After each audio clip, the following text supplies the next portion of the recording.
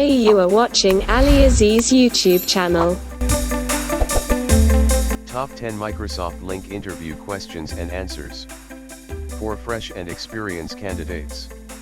AliAziz Quality Education channel providing you the job best interview related videos, so don't forget the subscription button. 1. Explain what is SIP trunking. SIP stands for Session Initiation Protocol, which allows the users to communicate through Internet Protocol, IP, address or VoIP, Voice over Internet Protocol.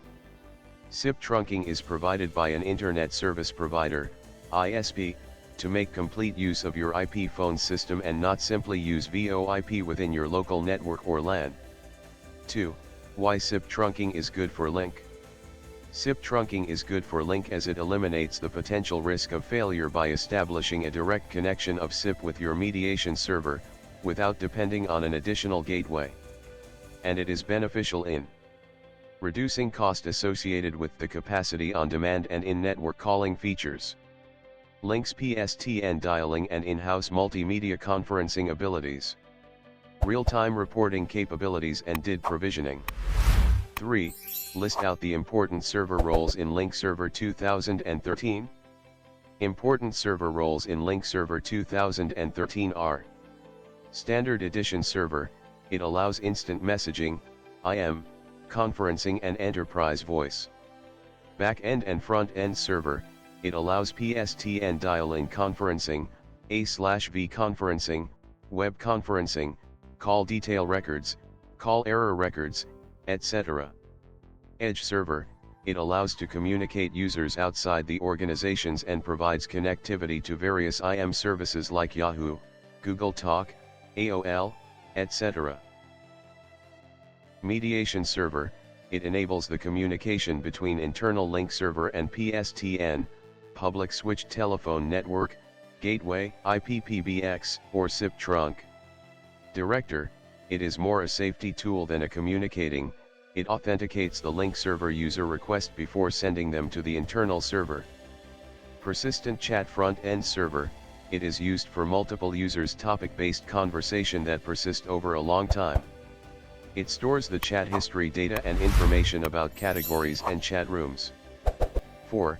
Explain how you can implement SIP trunking in MS Lync 2013. To implement SIP trunking in MS Lync 2013, you must route the connection through a mediation server, which acts as a proxy for communication sessions between Lync server and the service provider and transcodes media. 5. Explain what is Lync Storage Service, LYSS. Lync Storage Service or LYSS is a storage framework in Lync Server 2013, which is used as a storage platforms and also used for disaster recovery purposes. In Lync 2013, an organization can pair front-end pools in two geographically dispersed sites. Each site represents a front-end pool that is coupled with a corresponding front-end pool in another site. If the pool in one site fails, the administrator will direct users from failed pool to the active pool in the other site and user can still use the Lync service. 6. Explain what are the architectural differences in Lync 2010 and 2013.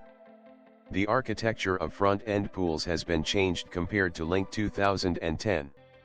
The back-end database in Lync 2013 is no longer the real-time data store in the Lync pool. To avert the single point of failure of the back-end, most Lync data now are stored on the front-end server to enhance the performance and scalability of the Lync architecture. Front-end server in Lync 2013 handles more resources and information like contacts, presence, and conferencing details, etc., while back-end server provides the overall persistent storage of this data. A/V conferencing is now handled by the front-end server. There are no longer separate monitoring server or archiving server roles in Lync 2013, as of now it is handled by front-end server. It requires additional computational resources on the front-end server when running video conferencing. 7.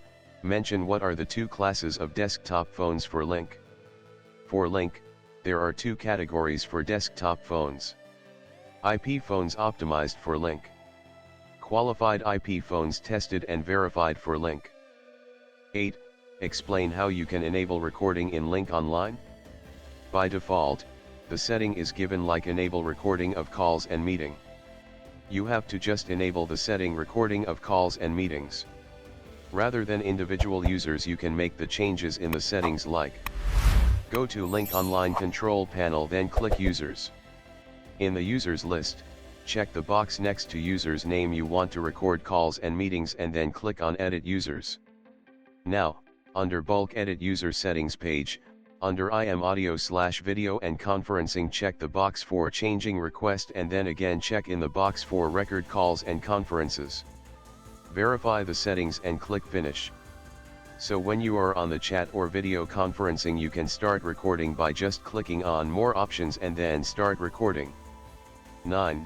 List out the services that SIP trunk connected with an ITSP provides without any charges. Various services that SIP trunk with an ITSP provides: caller ID, call waiting, voicemail, extensions, dedicated fax line. 10. Mention whether the federation between Skype and Lync support video. No, it does not support videos, but it supports IM, presence and voice, but later or sooner video will also be supported in the near future.